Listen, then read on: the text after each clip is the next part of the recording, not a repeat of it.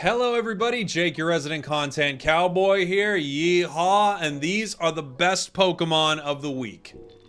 Today's video is sponsored by Warcraft Rumble, one of my favorite games from the past year here. Warcraft Rumble has a ton of new amazing updates coming out, and I was super excited to hop back in and play it. Blizzard then reached out to me and said, if you're hopping back in, oh my gosh, I got 1,000 coins. I missed 1,000 coins, everybody. They said, if you're hopping back in, we want to sponsor you. So I'm going to be making some content for Warcraft Rumble on my B tier. Go check it out. I'll have a link in the description. Also a link to download Rumble right now. Totally free to play. I just did the first siege that dropped in the game. It was awesome. We crushed it. I hope you enjoy it, and I hope you enjoy my Rumble content. I got a bunch of it coming very soon. Thanks again to Blizzard. On with the video. I thought it might be interesting to break down what's happening in the meta, at least over on uniteapi.dev/meta, and talk to you a little bit about what's going on, especially given that we have one of the craziest ban rates we've ever seen. Obviously, draft is quite new for the ranked mode of this game, but holy Tyranitar with an 88.28% ban rate. I want to take a look at this Pokemon specifically. Obviously, the biggest winner of this patch, Stone Edge Sandtomb, is getting all the love with a 57.32% win rate. Now, this isn't like the highest win rate we've seen. We've of course seen unbelievably broken things throughout the history of this game. Thanks a lot, Timmy. But Tyranitar is doing amazing right now, especially with this build.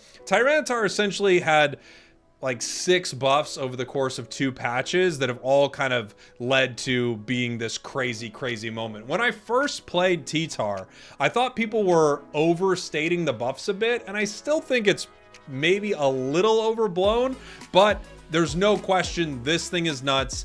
It absolutely stomps, especially once it gets some experience, which teams have been able to funnel into it, and that's why you're seeing such a high ban rate. I have to say, that portion of draft is kind of the best thing that we have in the game right now. We kind of could have survived Mewtwo Y, Mewtwo X, Zacian and Comfey, all of that so much better with draft. It's disappointing that we didn't have it then, but we do have it now. Now, we don't even see that much Tyranitar for how crazy good it is. Taking a look at some of the other big bans, Gyarados, Zoroark, Leafeon, Trevenant, Umbreon, Phalanx. I mean, these are sort of the top monsters in the game. One in particular I want to talk to you about, and that is Phalanx. Phalanx's no retreat Iron Head build right here actually has the highest win rate of a reasonably picked character in the game, 58.73%. There are a few reasons for this. Phalanx does so well when there aren't Phalanx counters on the map. Things like E-Speed Lucario, Venusaur. So if you're able to get Phalanx and your opponents aren't picking strong counters for it, it's probably the strongest thing in the game. At least its win rate would dictate that it's the strongest thing in the game. However, there are tons of really powerful Pokemon right now. Phalanx is just one of them, but we have 2 all-rounders dominating things. I talked a little earlier about Gyarados. No surprise to see a high ban rate. Gyarados is not only good in coordinated matches, sometimes I think it's even better in solo play. As you can see, if you look at its win rate, it's kind of nothing to write home about. It's only a 50.87%. I think that's for a few reasons. First off, if it runs into Tyranitar, it's running into kind of another big beast that actually wants to brawl right next to it. But in general, it's getting banned a lot, and I think players are not taking advantage of how good it is when you don't have the TTAR on the other side. That being said, it doesn't have the craziest win rate. I do think it's one of the craziest all-rounders, however. Let me tell you a little story about this next Pokemon, which is Cramorant. Cramorant received a very small buff to both Hurricane and Dive. However, this has just ignited the community's excitement behind playing this Pokemon again. I don't think the 1 second shave off of Dive was irrelevant. It was definitely a relevant change. However, I don't think it's as big as maybe Tyranitar getting 5 buffs or something like that. We're just seeing a situation where Cram is actually being picked again in a lot of regions that weren't picking it before. It was really popular in Japan for a while. I'm not sure about other regions. Like, I don't know if it was like heavily picked in APAC or India or something like that. But I know right now, given the buffs, Cram is in a lot of games and it's doing very, very well. I think this is a situation where people just started to kind of look at Cramorant again. And now probably soon we will see the dreaded Cram nerfs that for a while were in the game all the time. If you take a look at the win rates right here, you're going to see a lot of highly picked Pokemon pretty high up there, right? You see things like Blaziken doing quite well. You're seeing Hoopa doing really, really well. Trick Hoopa, I think, is a huge reason for that. Trevenant, one of the most dominant Pokemon in the entire game. You're also seeing Meowscarada still do pretty well. Mr. Mime has been over 50% for a while here, so Mime is performing well. Now let's head all the way down to the bottom. These are some of the shockers for me. Pokemon like Glaceon, Blastoise, and Buzzwole all sitting at a very, very low win rate.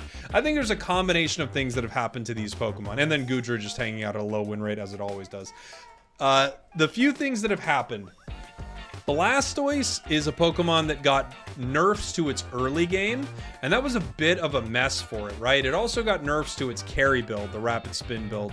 So I think the Hydro Pump nerfs were not as devastating as the Rapid Spin nerfs were, but overall, you nerf 4 things on a Pokemon and its win rate drops pretty considerably. I also think we have a situation where something gets nerfed or something gets buffed, play rate goes way up, nerfed, play rate goes way down. Glaceon, Blastoise, Buzzwole, these Pokemon are all still very, very solid. They're just not being picked by top players anymore. If you even look at Buzzwole, I mean, it's one of the lowest pick rates in the game, as you can see right over here. Same thing with Blastoise. Its pick rate has plummeted. Now it's down to only 19% now.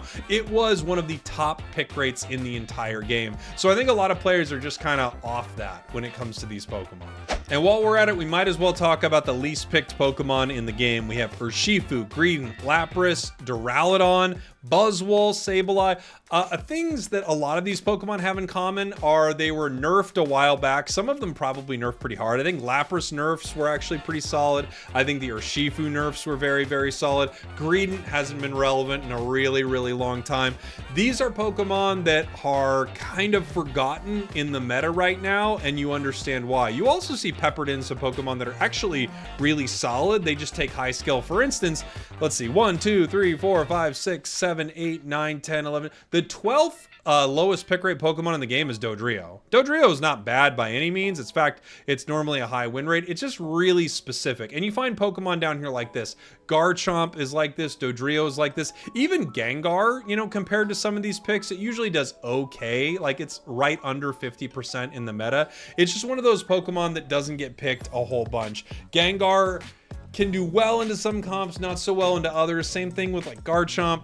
Dodrio is just kind of confusing that it's actually that low at certain points, but for the longest time, Dodrio has been sort of a Dodrio one-trick player's dream, and not a lot of players will pick this thing up in the ladder. So even though these Pokemon are pretty solid, they're just underpicked. Another outlier that I wanted to talk to you about is Leafeon. Leafeon is one of the weirdest ones because, you know, its Razor Leaf build and even its Solar Blade Aerial Ace build, they're both over 50%. This Pokemon, for whatever reason, never seems to have a strong win rate. And you see this oftentimes with some of these speedsters. You'll notice that really high skill players will one-trick them. They'll only play Gengar and they'll absolutely destroy with this Pokemon. Or Leafeon. Like, I've played against some Leafeons where you think, wow, this player is so good. They're controlling the entire match. But for whatever reason, Leafeon never seems to crack over the 50% win rate, even when really great players are picking it up. And I think the biggest reason for this is Leafeon's late game. I've been trying to figure out for a while why Leafeon just doesn't seem to move the needle in the meta when it plays so incredibly well, and in tournaments can sometimes be one of the most dominant Pokemon in UCS. I think it's just its late game.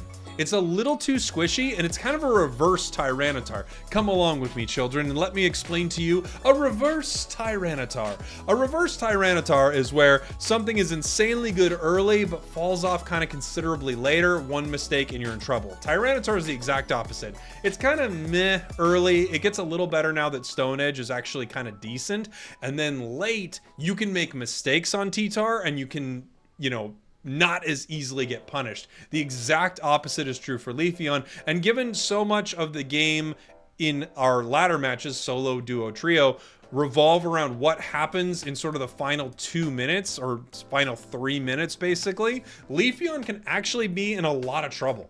Moving on from our speedster talk, I want to talk about supports and defenders really quick before we wrap this thing up. Eldegoss, even though it received nerfs, has really not been hurting. Still a 51% win rate. You take a look at things like Crustle. Crustle's still over 50%. Slowbro is right around 50%, and a pretty solid Tyranitar counter, I would say, if you happen to see one on the other side. A Pokemon that I expected to see more from, not a support or defender, we've talked a little bit about them, is Metagross. Interestingly enough, Metagross still only has a 50% win rate on the Gyro Ball Magnet Rise build. This is the best build for Metagross.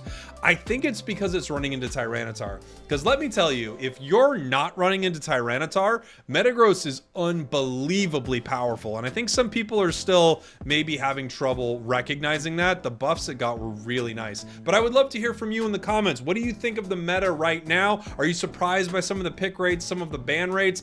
Was this interesting to you? If it was, I'll continue to do this every week, and maybe we can kind of wrap up what's going on inside the meta. Thanks for watching. Thanks for listening. I love you, and I'll see y'all next time. We did it.